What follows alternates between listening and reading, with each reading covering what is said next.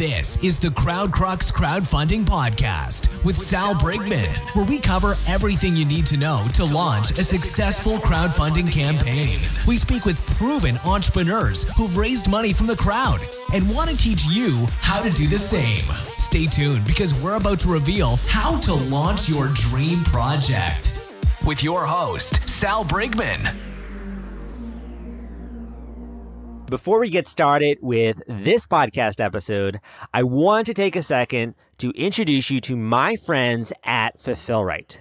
If you need help shipping out your Kickstarter or Indiegogo perks or rewards, Fulfillrite is the absolute best company for you. I've been working with them for a while and I can vouch for their services. They make it dead simple and take all of the headache out of shipping out all of those boxes, all of those orders to your backers and your customers. If you want to check them out, go to fulfillrite.com at FULFILLRITE.com. What up, crowdfunders? Welcome back to the Crowdfunding Demystified podcast. My name is Salvador Briggman, and I'm excited to have you here. I have another great interview for you. I think today's interview actually is a little bit more relatable. That's a good word. A little bit more relatable when it comes to raising money on Kickstarter. So if you've been seeing the multi-million-dollar entrepreneurs that I've been having on this podcast, like that's awesome. I think that's great to aspire to, but not everyone wants to raise $1 million on Kickstarter and go through the headache of fulfilling all of those rewards. Also investing the money in the marketing. That's not everyone's goal. If you want to raise more like $10,000 or $20,000, then today's episode is going to be right for you.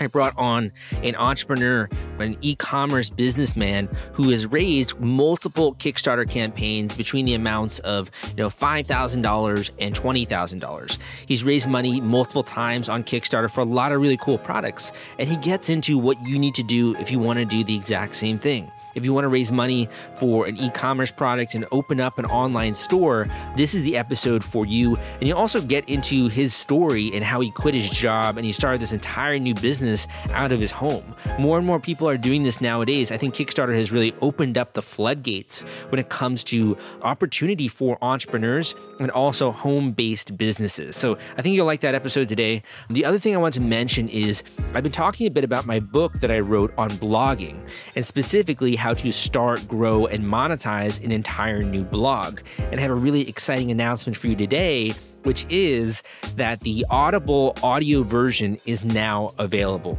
If you like listening to my podcast, you like the energy and the passion that I bring to my episodes and my interviews, you can now get that exact same energy and passion. If you are interested in learning about blogging, if you want to set up a blog for your company, if you want to set up a blog like me and become an expert in a particular niche, learning how to gain authority, grow your influence, make money, get traffic, all of this kind of stuff I talk about in blogging for beginners. And this is really for me, not just about, setting up some blog, which maybe gets you some passive income. It's more about building a lifestyle around something that you love.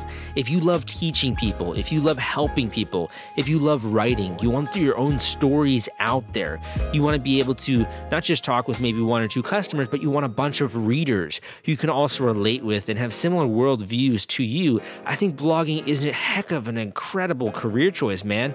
I'm still every single day surprised that I am able to do this for a living, and I've been doing it for the last 5 years.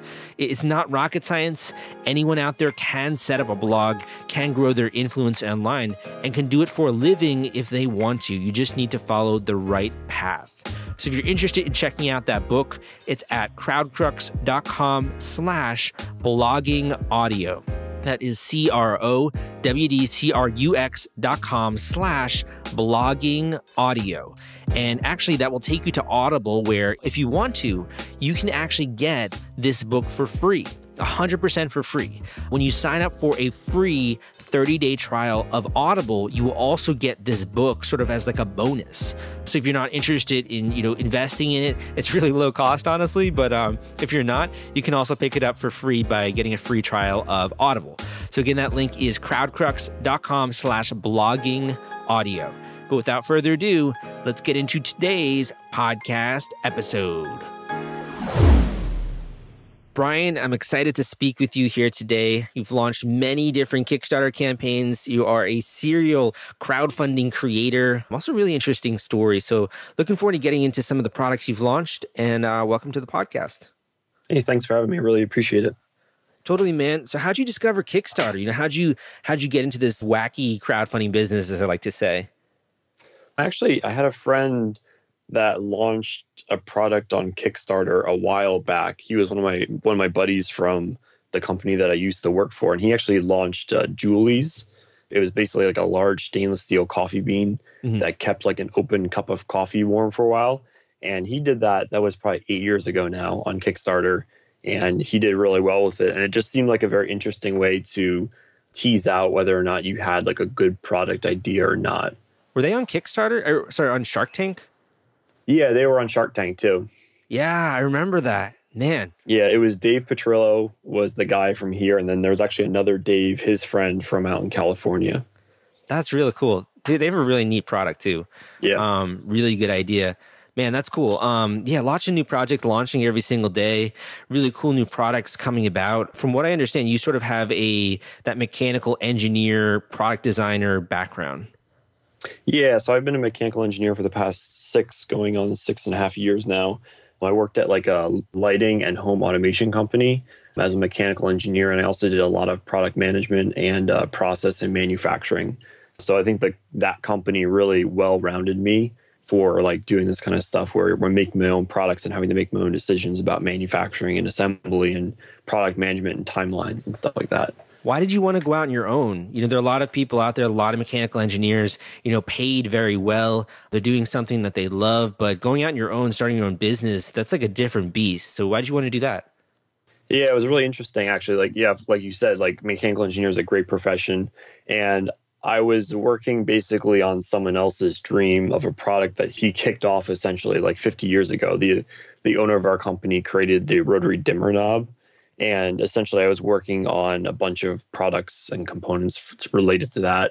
And I was getting boxes of parts of these components that I designed. I got such a thrill when these boxes of parts showed up that I designed them, and I had them in boxes of thousands at my desk and something like that. And like that thrill of like seeing something that I designed was just like really, really cool.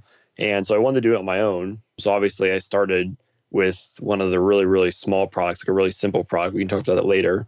But we started with the simplest thing I could think of, which is the little Primey bottle opener. Mm-hmm. So when you actually are, you're there, you're being able to see the fruits of your labor, being able to hold this cool thing in your hand. But what actually got to the point where you're like, okay, I'm going to take the leap now. Like I'm going to try and launch my own product, or I'm going to try and launch my own business. Not a lot of people do that. What sort of pushed you over the edge to try that out?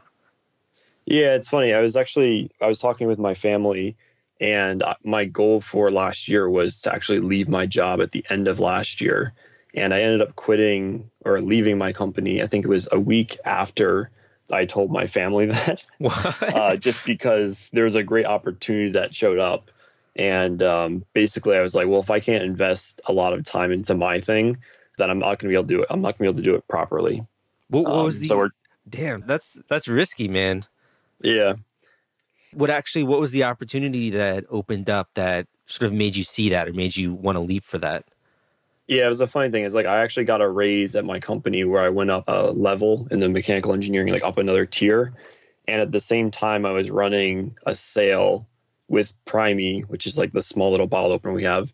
I was running a sale with that through one of our distributors, and I made about 4 times as much in that one 5-day flash sale as I did in my raise that I got from my job that I worked for like the past like 2.5 years. Wow, and I was like, well, if I can sell a small little titanium bottle opener, I can probably do really well because I have like this gigantic list of products that I want to create. So that was kind of the breaking point there. And that's kind of why I went for it and leaped for it right away 10 months before I was actually supposed to leave my job. And you don't have to get into this if you don't want to, but in terms of like talking numbers, like how much were you ballpark like making at your job, or like how much, with this flash sale? Can you share or any insight on that? Yeah, I mean the raise was whatever. It was a industry standard raise, but it was like for the area that I'm in. But it was just the money that I made was about 4 times as much from this like little tiny flash sale, which it was like an eye opener. And that I could sell a product that I created. Like, even it was one of the simplest products that I have on my list of ideas that I want to make.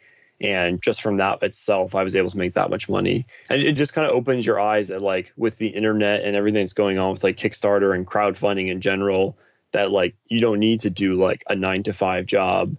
And like for someone else, you can go out and you can do something wacky and you can make money doing something that you love to do. And I think that's the funny part is like I drive to the post office and I drop off like bottle openers and my key Titan carabiners and stuff like that. And when I'm coming home, I laugh to myself and I'm like, I can't believe that this is actually my job, my profession. It's kind of, it's eye-opening. That is really cool. And your campaign on Kickstarter for Prime raised like about $17,000. So a lot of people out there also, just under 1,000 people backed and pledged that to that project. That's a lot of people. Yeah, there was a reason why we did that. This kind of goes into like one of those tips. But one of the reasons why we did that was, one, it was the simplest thing that I could think of that was on my list of things. And the other thing was that, well, I wanted to start and get a nice size customer basis. So like you could go out and you could build, let's just say like a carbon fiber kayak or something like that and raise a ton of money. But at the end of it, you only have like 20 contacts. Yeah. Right. So by doing something very, very low and cheap and getting your foot in the door, you actually get a lot of contacts and you get a lot of feedback from people too, which is really important. You get a lot of like customer interaction, which is absolutely fantastic. So there's a reason why we picked something small. It was so that if we made mistakes on like a very, very simple product, that it wasn't too big of an issue versus doing like one of the great ideas that I have on my list that's like coming out kind of thing. So it was precision selection of what product I wanted to actually launch at that time. That's a very engineer's mindset for that, going after the product you're going to make. When you say we, do you mean like your team? Do you have a co-founder? Do you have people helping you out? What do you mean when you say we? Yeah, that's me just saying that. It's actually myself, my wife, and my 2 cats, and that's pretty much it. That's working at the business. So my wife is a CPA, and she does the books at the end of the month for like our online website and stuff like that. But I'm doing like product development, obviously ongoing products, customer support, Facebook advertising, looking at all the Google Analytics, doing all the website code, writing my own patents and trademarks, finding new distributors. Wow. So basically everything that you can think of that's not doing like the receipts at the end of the month, I'm pretty much doing myself, it's been intense. It's been very intense, but it keeps you on your toes and you learn a lot. I certainly hope the cats are also pulling their weight there. They will be soon. We're in gadgets and gear right now, which is like our bottle openers and carabiners and stuff like that. But we are going to be adding on a pet tech line. So like pet technology and then also exercise stuff later down the road. Okay, cool. Also just including them in the videos probably gets more views. That's cool, man. So I kind of give the listeners an idea of sort of your trajectory and why I think you're actually a really good person to talk with, because not only have you launched these different projects, a lot of them in very attainable funding amounts. $17,000 for Prime, looking at Brew Soldier, you raised about $6,000, $13,000 with Key Titan. So you've had a lot of different projects that you've seen. You're a small team, and you've been able to get funding for each of these. So being a small team, you have to sort of master every single part of this, whether it's the marketing, whether it's putting together the page, getting the product made. So I think you're the perfect person, honestly, to talk with. And I think a lot of other people listening will really resonate with you, because not everyone out there is trying to raise $1 million. You're doing it on a much smaller scale, but you're also building this entire e-commerce business behind it, in my opinion. Sure. And I think that's kind of like the reason why we're doing this right now. Like I have some ideas that like we want to go for the $1 million Kickstarter kind of thing, or just product launch in general. But it's about knowing yourself and your company as a person, right? So you can tell the exact percent. But the reason why there's such a high percentage of people that go on Kickstarter and don't deliver on time or fail is because they don't really understand who they're delivering to, or like their product timeline. They don't know product management and stuff like that. So doing it the way I'm doing, I'm kind of chipping away at all the difficulties that are Kickstarter and crowdfunding and product planning and management and stuff like that. So like, right, every single time I make a new product, I try and make it a goal that I learn a new lesson, whether it be like a manufacturing technique, some kind of like something new on the legal side of things, something new as far as like the packaging or whatnot. So like I'm trying to like add on every single time. So like each of our different products has a different technique. So like Primey, which is like the penny sized bottle opener, that was water jet cut for the Kickstarter. And then the Brew Soldier, which is also a key size titanium bottle opener. I actually ran that campaign while I was in Greece as part of the all-in-one Kickstarter 7-day campaign. And that was laser cut. And then Key Titan was laser cut, but there's about 6 to 8 components on a Key Titan. And those were basically making sure that I got all the products in, more like a product management thing, making sure I got all the products in at the same time so they could be assembled and shipped out. That's kind of what we're going for, is we've actually shipped all of our Kickstarters anywhere between 2 days to a week and a half before the timeline. Wow. So we actually haven't shipped a Kickstarter late to date, which is good. And it definitely reflects with customers, but not the customers, the backers. They really truly appreciate that, like a good, honest timeline, because that's obviously something you don't see a lot of on Kickstarter. You're sort of, as you're going, you're mastering these different problems. You're figuring out how to make these products in a way that you can do it in a more scalable sense. So when you finally do gear up for that really big project idea, it's not going to be completely overwhelming. How have you been learning about this? Like, how have you been learning about the marketing side of it and, you know, the crowdfunding side of it? How have you been discovering that knowledge? A lot of work, like a lot of research online, messing up. A lot of time on your websites, which is absolutely fantastic resource too. But basically, yeah, just a lot of research and stuff like that. There's no telltale way of getting your Kickstarter funded, of like knowing exactly what people want. So there's a lot of like, I don't know, you have to really think about it. But then also there are some like educated guesses that you have to make along the way as well. So you spent all that time researching, going through blogs.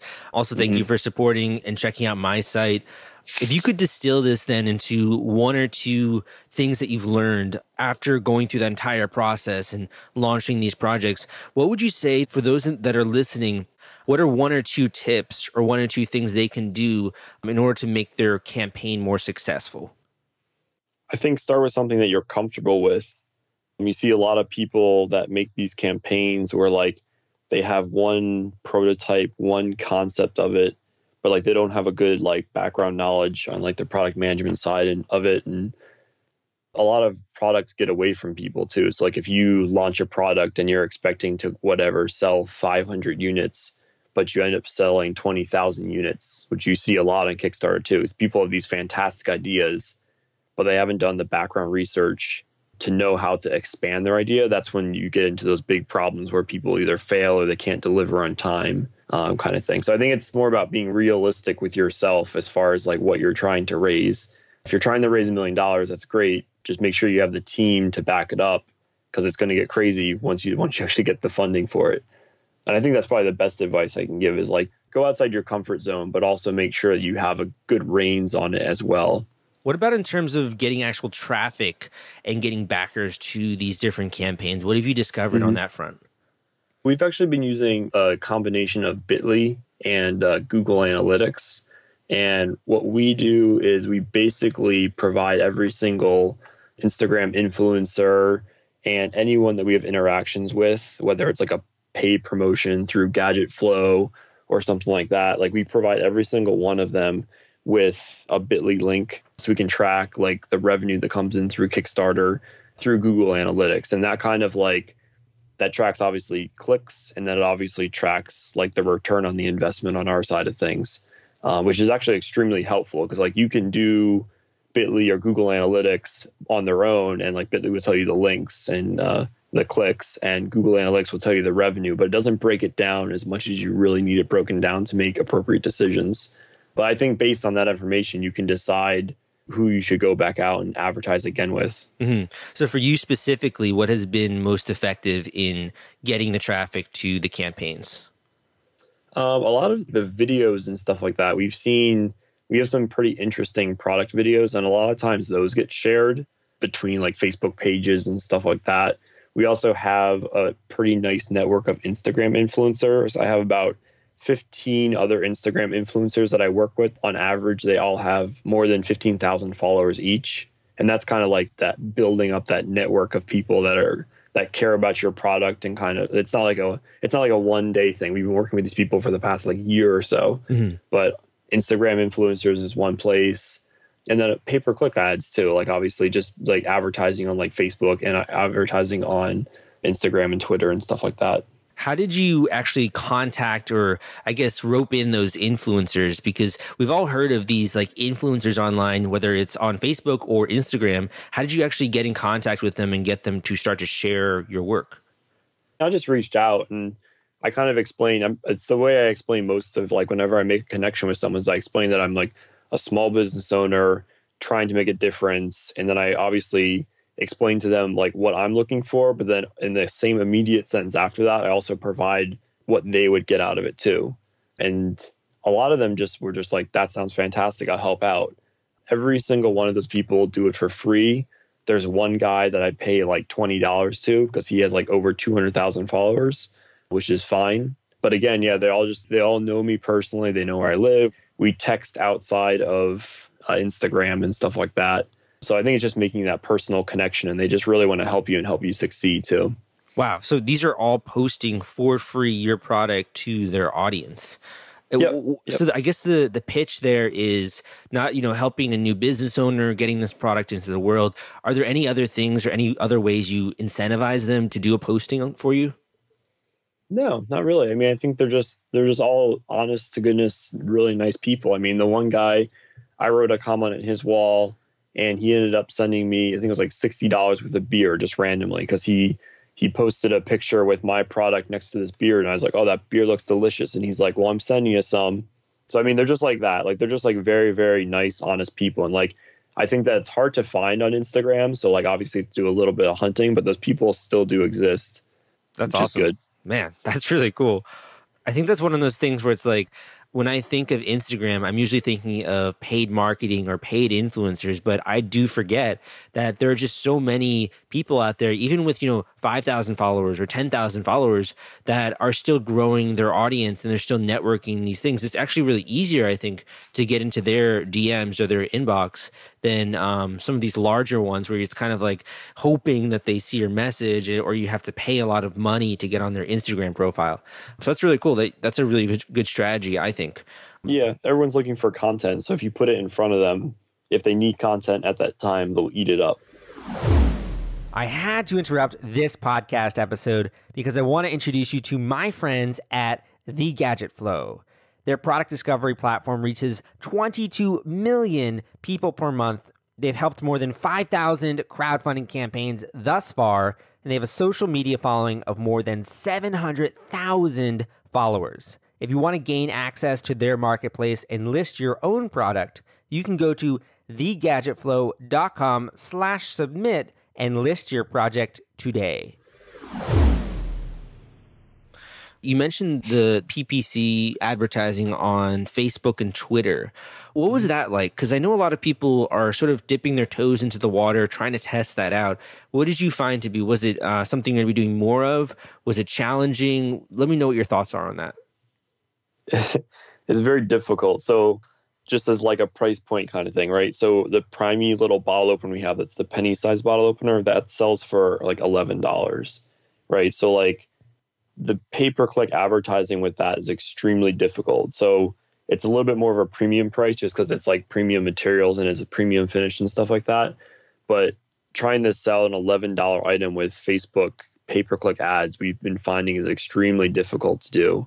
And I think the pay-per-click price for Facebook has been increasing as well. So it's just been a lot more difficult. So we actually did a lot less Facebook advertising this time. Mm-hmm. The Twitter advertising was definitely a lot better this go around than before, but I think that's because a lot of the analytics have changed. So yeah, the Facebook stuff got more expensive and the Twitter got cheaper, which is actually good. Interesting. I think with Facebook ads, you really have to think about your margin, because if you don't have a very big margin, it's going to be difficult for you to have the money or the budget to make it make sense with advertising. If you don't have that margin built in, it's not going to be a profitable ad. So you either need large margins, or you just have to have a higher price product with sort of standard margins. Would you ever think of maybe like raising your price of your product in order to make the ads make more sense, or just kind of what like the sweet spot that you found for your audience? Yeah, I mean, I think it's an appropriately priced item. It's a unique item and stuff like that. Instead of raising the price of that product, we basically made the Brew Soldier, which is kind of around the same price, and then we made actually our higher cost product, which is the Key Titan line, which is like a line of key carabiners that keep your stuff like silenced and organized. And those are a little bit more expensive. They start at like $21 and go up to $27. And part of that exercise for doing that product was also like it gave us a little bit more money to spend on the advertising, like the pay-per-click kind of stuff, whether it be like Google Shopping ads, Google Display ads, and also like Facebook. So I want to get into your new Kickstarter project and also all of the goals that you have in the future. I just have one or two more questions here. And the first being, I've learned a little bit here about your story and you sort of leaping off the cliff, with your job, starting this entire new company, building out these new products. It's really all exciting. What's been the most rewarding part of all of this, of going it full time, going all in and creating your company? Yeah, I mean, I think the most obvious answer to me for that is that I wake up and I do what I love kind of thing. And it's still surreal that I'm doing what I like and I'm getting paid to do it, essentially. I think that's the most rewarding aspect of it. Like just basically being able to do what I want to do. Like I would do this stuff in my spare time and I would consider it like a hobby, but I kind of turned like my really fun hobby into like a full-time thing. So I'm kind of fortunate for that it actually is working out and whatnot. But I think that's I think that's really well said. And it's so much easier also to do work when you are passionate about it. And it's in an environment that you love or that you like, and working with your family or being able to at least work on products that you choose. So yeah, it's totally rewarding. It's also why I love what I do. I'm just so passionate about it. It's easy to be. When it comes to the actual business side of it, we look at Kickstarter, and Kickstarters are launches. You're raising funding, you're roping in customers, you're shipping out products, but they're sort of different than building an online store. So what have you found when it comes to actually building out this online shop? Is this a different beast than Kickstarter? Are you learning different things when it comes to that? Would love to hear your thoughts on that. Yeah, it's definitely a little bit different. So like that's what we go back and forth on all the time is like, well, should we just like launch like our new products on our website since we have like a nice customer basis right now that we can reach out to, or does it make more sense to do it on Kickstarter?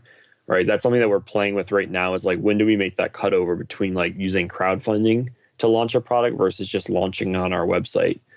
I mean, the only real difference between having like the actual just running a Kickstarter once and then obviously doing like an actual like Shopify or WooCommerce e-commerce page is that like you need to be able to like keep it going kind of thing, right? It never stops. The emails keep coming, the questions keep coming. You need to be like fully vested in it for as long as you want your shop to remain open, right? So like at my house, I basically have a CNC laser, a 3D printer, my workstation, and then I have like my pack area. And I like my entire office and most of our upstairs is really dedicated to our business right now. So it's definitely like a life change kind of thing. I tell my wife that, or I tell my friends that I basically work 24/7 until my wife tells me that I need to go do something, which is true because one, it's a hobby, and two, I'm trying to make money doing it. It's a lifestyle for me now. Yeah. So I think the difference between like Kickstarter, which is like a one-time thing, versus like really investing the time in it. You mentioned Shopify as one way to set up your online business. Do you have any other tools that you use to make this process easier? What do you mean, as far as like apps and stuff like that? Yeah, when it comes to So I think, not really. We try and keep it pretty clean. I have my Shipping Easy, which is like my shipping software integrated, and that's pretty much it. I have, just to try and keep the store lean, I have a countdown timer for like our monthly giveaways where we give away products. And then I have like an order importer for like importing stuff from Indiegogo and from some of our distributors that I do shipping for. But apart from that, no, it's a pretty lean site. Do you do all of the shipping then from your house, or all the order fulfillment, I mean? Yeah, we do actually. So we, even like Primey, like the thickness of Primey was like engineered like right off the bat to make sure that it met shipping requirements and stuff like that, so that we could ship them in like cardboard envelopes and stay underneath certain thicknesses and stuff like that. And every single thing that we do is basically designed from a manufacturing side to be as fast as possible to assemble. So if someone places an order, it prints out automatically, and it takes me about 12 seconds to pack an order based on the way that I have all my products laid out and all my tape guns laid out and like the shipping packages that we use. Good system, man. And that's the thing is like, I know we can pay people like whatever 20, 30 cents per touch, which is how they normally do it. If you use like a third party logistics service, or like it's like 75 cents per package or something like that. After running the numbers, like we've created such an efficient way of packing that it really doesn't make sense to actually push this stuff out just yet. Mm-hmm. And I think it's the one thing that people like to do right away is like, I was working with another person that was running a pretty large Indiegogo campaign, and he was trying to figure out how to push everything out of his house as fast as possible. And one of my mentors basically said that you should basically be struggling 24/7 in one area before you actually give it to someone else, right? You don't want to be like, oh, I'm a huge company, I'm going to get like third-party logistics to do all my packing and shipping for me, and I'm going to get like business cards with my name on it and do all this like upfront stuff. You big need to office, like struggle. Yeah. Like, big office, like fancy chairs, all that kind of stuff. You need to like struggle in every single area before you make those decisions, because if you make all those decisions early, then you're just going to fail. Well said. Well said. You mentioned giveaways. Where can people go and check out some of those giveaways of the products that you have, and also look into some of the products that you have in your store? So we have our online website. It's called gearinfusion.com. And we actually, on the actual website itself, at the very top, there's just a link at the top that says giveaway. And when you click that, we basically give away 3 of our titanium bottle openers each month. Which is one, we're giving away products, so we're spreading the name of our company, but we're also collecting people's email addresses so that we can let them know about upcoming products and stuff like that. So you have bottle openers, key rings, key Titan carabiners, some really cool stuff here, especially like if you're more looking for stuff on the go to carry with you, you can just sort of go through your belt loop. So a lot of cool products here. Yeah, we set a coupon code up actually for you and for your listeners. It's CrowdCrux15. It'll just give you basically 15% off anything that's on our website. And we're actually doing free shipping right now on the website too. We typically ship in 24 hours. Awesome. Keep that in mind. I'll be sure to repeat that and put the links for the show notes. So CrowdCrux15, 15% off. Yep. So if you have a few more moments here, I want to ask you just about this recent project that you've launched. Because, man, so if you've been listening to this, there's been a ton of valuable tips here that have been shared, lots of great information, but I think like the next 5 to 10 minutes are going to be even more than that. I'm speaking to the crowdfunders in the audience who have already launched a Kickstarter campaign, or have actually even successfully run a campaign. And the reason is, I think you will understand this pain point most.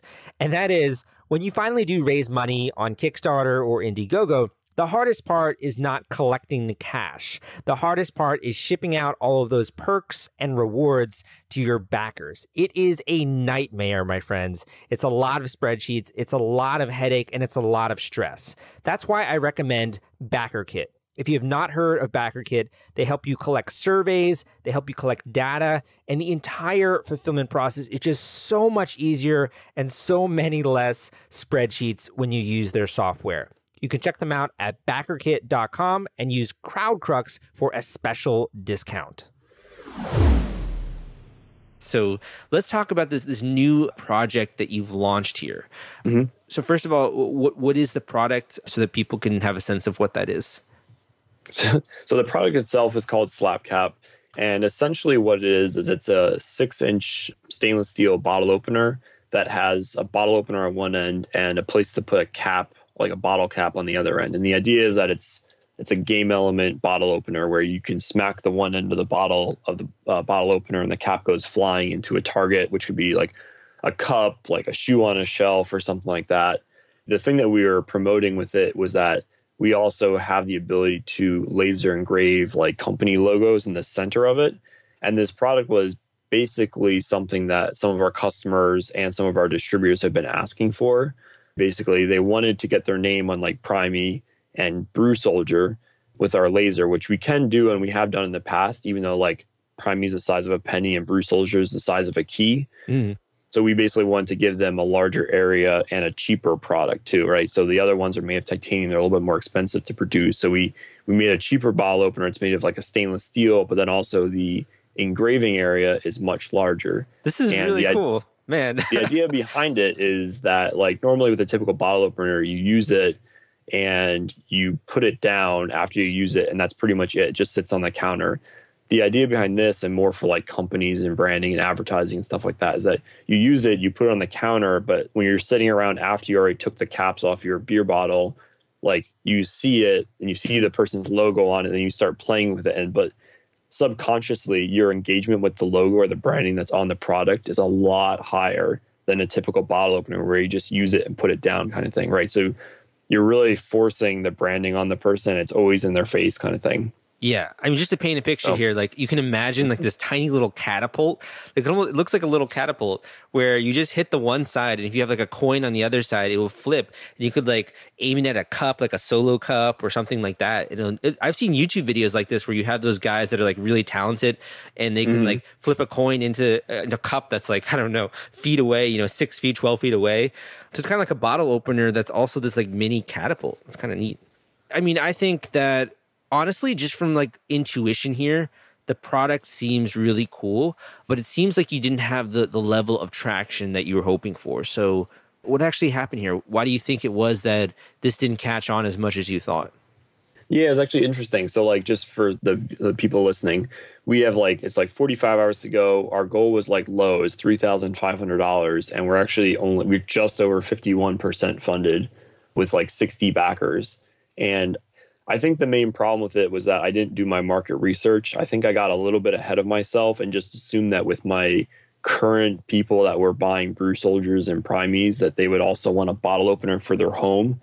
That was something that was unique and different. And that most certainly was not the case. So the bottle opener itself is supposed to be like a different kind of bottle opener for like your home, but then it's also supposed to be like an advertising opportunity for like businesses and breweries and companies and stuff like that. And like, I think we did a good job of balancing the at-home use versus like advertising for like companies and stuff, but it may have been weighed too heavily on like, get your company branded on our product kind of thing. I think that might have put people off, because it is priced appropriately, but we do need to do some follow-up on it, and we'll do that afterwards. I think there's like, what we'll do is we'll reach back out to people that back like Primey and Brew Soldier and Key Titan, like kind of like our serial backers, and we'll reach out to them for candid feedback on like why they didn't back this and like what we could have done better. I think that's like a great lesson learned kind of thing. So right? You think you sort of jumped the gun too soon? I think so. I think that I didn't do enough market research. I think that I just got a little bit ahead of myself, and I thought I just knew my audience a little bit too much. And what I probably should have done is I probably should have reached out to some of my previous backers that have backed all three of our previous products and asked them, like, sent them pictures and stuff like that, and been like, hey, I'm trying to put this up on Kickstarter. I'm going to offer it for this much money, and these are some of the cool things you can get done with it, and these are the colors you can get in. Oh, by the way, you can get it custom lasered. And yeah, I think it's something that I would do next time. But also, just in general, I was thinking about this as like after I sent the things I wanted to improve onto you. Basically, I think the other thing too is like, this is like a product that has to be customized or could be customized. So like, as far as like Kickstarter algorithms or any crowdfunding algorithm goes, doing custom products for people is not always the best, especially when you're trying to get them just to purchase so that you're leading in the algorithm, right? So like, if I go and I launch this product and then you see it and you're really excited to get your custom logo on it, right? It's going to take you 5-10 days to maybe get your logo over to me to put it on the product, right? And by that time, I could have already lost you as far as a backer, or it didn't really help out because now I'm so far back in the algorithm that it doesn't really matter anymore. Right. So there's a couple of things that I had to think about afterwards. And I was like, well, maybe doing a custom bottle opener wasn't such a great idea because it didn't help in the algorithm stuff as well. I think it's also, it's very focused on the business side. I think a lot of backers on Kickstarter are more on the consumer centric side. So, I mean, I think it's a really neat idea. I actually want one of these for like Crowdcrux. They look pretty neat. But I think you sort of hit the nail on the head there that maybe asking your existing customers going forward, that's probably a good way to figure out what their real thoughts are on that and why they didn't jump the gun or why they didn't pull the trigger for the product. I really appreciate you sharing that, because I think too many creators out there are just trying to push out like success, success, success. But you're really coming on here, you're showing both your successes and your failures and the ways that you want to improve in the future. So I appreciate you for sharing all of that. So this is the last question I had for you, but just so that I remember, what was the code again that people can go and check out your website and also get the 15% off? Okay. I actually have a question for you then too, but the code is CrowdCrux15. Awesome. And the website is gearinfusion.com. Okay. This is rare. You have a question for me. All right. Yeah. So my question for you is that I know a lot of times like having your email list, actually this is kind of like prior to that. So when we launched Prime, which was like the first Kickstarter we ever did, we actually didn't have social media set up as far as Facebook, Instagram, or Twitter or anything until a week and a half into the actual campaign itself. Yeah. I kind of put the campaign up. I sent the email to my friends and stuff like that. And I was like, well, that'll go and snowball. And then it never did, right? So then I was like, oh, I need a social media page. I need this, blah, blah, blah. I need that. And I learned a lot from that. But for like new products going forward and stuff like that, when I know a lot of people say like, well, get your email list going. And like, we have an email list for like our current customers, which are more centered around like these like key carabiners and like the bottle openers that I've made so far. Mm-hmm. But like when we switch into new product areas like the pet tech and exercise and stuff like that we're going to be going towards, what is the best way to actually get people to sign up for your email list without really giving away too much of what your product's about, right? So like, just say you're trying to do something like a tent, right? You're doing some kind of unique tent that has some kind of cool feature in it. And like, you're trying to sell this tent to people to get their email list so that they can be notified when the product goes live. But at the same time, you're just doing that through Google and through Facebook advertising and stuff like that, trying to gather email addresses. You could send it to someone that obviously is really involved in like actually creating products, and they might be like, oh, it's a fantastic idea, I'm going to take that and run with it, kind of thing. Yeah. So I guess the question is, how do you appropriately advertise a product that you're trying to keep quiet until it launches on either whatever, a product launch or social media, on crowdfunding? I think the best way, obviously we've talked a lot about this on the podcast, the importance of building email list. If you're going out there with different products that are going to be different types of customers, you're going to be segmenting your email lists going forward. When it comes to actually getting those subscribers and you don't want to give away too much information, what I usually would recommend is that you really need to tease the benefits. So what is the result that this product is going to bring to someone's life? So for example, like, you won't believe how this new AI photo assistant is going to make you able to take photos in half the time. Like, you try and tease the benefit without giving away the full functionality of everything that the product does. So how is it going to, this is going to revolutionize, this is a revolutionary packing system that will make every trip seamless and easy to go on. You're only going to spend like 5 minutes packing. You're trying to like tease the benefit so that people are like, yeah, that's what I want. And then they subscribe to the email list in expectation of the product solving that problem in their life.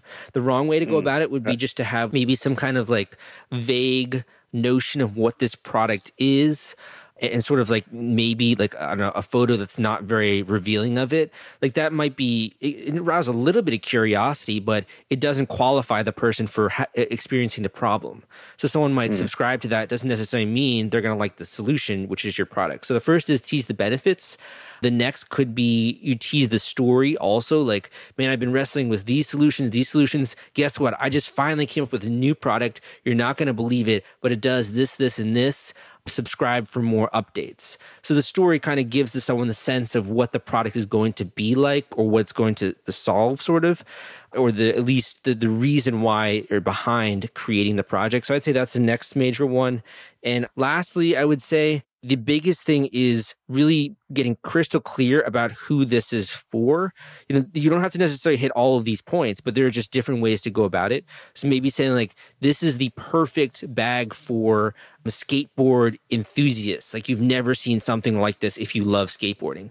And then that's going to pre-qualify also someone for, if they're in that audience, being like, oh, this is interesting. Like it arouses curiosity. They subscribe to the email list. They don't know the full extent of the product, but at least they are qualified to buy it. Okay. That makes a lot of sense. I hope that helps. Yeah. No, it definitely does. Yeah. I've been definitely struggling with that a lot because it's obviously like you don't want to give away what you're actually working on, but you want to intrigue them enough that they're like obviously giving out your personal email address is something that people hold almost confidential in some cases. So like having people like actually giving out that quote unquote like personal information on how to contact them in the future can be like hard sometimes. I think it really does come down to, just images, video, and copywriting, but the way that you do it or doing things like what's called future pacing. We're getting a little bit technical here and we're going to have to wrap up in just a second, but future pacing is basically painting a picture for someone. Like imagine walking down the street doing this, and this. You have this problem, and wouldn't it be great if there was some solution? Well, now there is, and you're about to find out what it is on January 1st.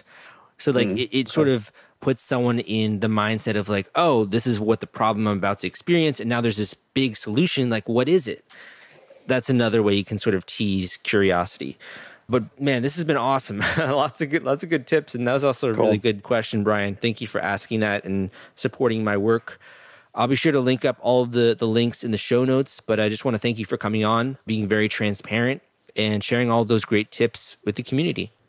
Awesome. Cool. Yeah. And if any of your listeners have any questions for me, like with anything we talked about here, just in general, you can just go to the website and contact me through there. I won't be able to like product manage your entire thing, but I can definitely answer any questions that you have about anything since I've been through it a couple of times. And whether it's setting up a Shopify store or any kind of e-commerce thing or doing something with crowdfunding or manufacturing, I'm more than willing to help you. Awesome. Thanks so much. So, all right. Thank you. Thank you for listening to this episode of the Crowdfunding Demystified podcast. Again, my name is Salvador Briggman. Thank you for spending some time here with me today on today's episode. I appreciate it. I hope you got a lot of value out of it. We'll see you again next week. But before you go, let me just say really quickly that blogging in 2012, when I first got started, it was one of those things where I didn't really fully know what I was doing. I was trying to figure out how to drive traffic, how to build up my email subscribers, and how to monetize my blog. And now that I'm 5 years later, I have access to all of this information.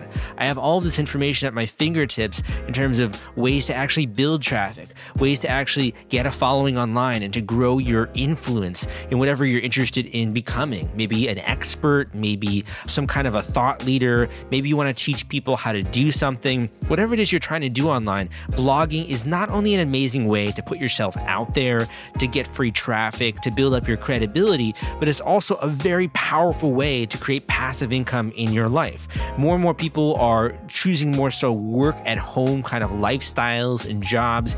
If you want to work at home, there's no better way than with a blogging career. Literally, you can go from having 0 subscribers, 0 followers online, 0 people that are following you on social media or Twitter or Instagram to in a few short months, starting to get traffic to your blog, starting to get people to subscribe to you and actually ask you about your paid services. It's crazy to me how nowadays you don't really need that much to get started. You just have to set up an online website, get some presence, start to write some articles, and I'm willing to bet if you're interested in blogging, you already have thought about that, and you've already probably done some writing in the past. When it comes to the actual blogging format, it's a little bit different, but not terribly much. If you want to, you can put your voice out there for the world to discover, and it will change your life in so many different ways, not only monetarily, but also just helping people genuinely, being able to connect with people around the world. I've made so many friends and so many connections as a result of having my own blog. So I want the same for you. And if you are interested in starting a blog, if you're interested, maybe you already have a blog and you want to grow it. You want to grow it more aggressively. You want to become more popular. This book is really aimed for that audience. So if you want to check it out, it's called Blogging for Beginners. It's taken me a long time to put together. I now have the audio Audible version, which is basically the audio version that you can listen to when you're in the car, you're commuting to work. The audio version I think is great because it just gets through the content a lot faster, and I also bring my same level of enthusiasm and passion when I'm reading the audio book. So you can actually get that for free. If you want the audio book for free on Audible, all you have to do is go to crowdcrux.com/bloggingaudio. That is crowdcrux.com/bloggingaudio. And that link will take you to Audible, where when you sign up for a free 30-day trial, you will also get a free copy of my book, Blogging for Beginners. So it's literally the easiest way to get started. Let me know what you think. Would love it if you could leave a review. Any kind of feedback is always helpful, and it lets other people know that you found the content to be helpful. And also, this is something that I'm working to grow, this other area of my business, because I do want to share more education, more behind the scenes when it comes to my own work, when it comes to being more transparent with my blog, and also just showing other people how, if they want to, they can do the exact same thing.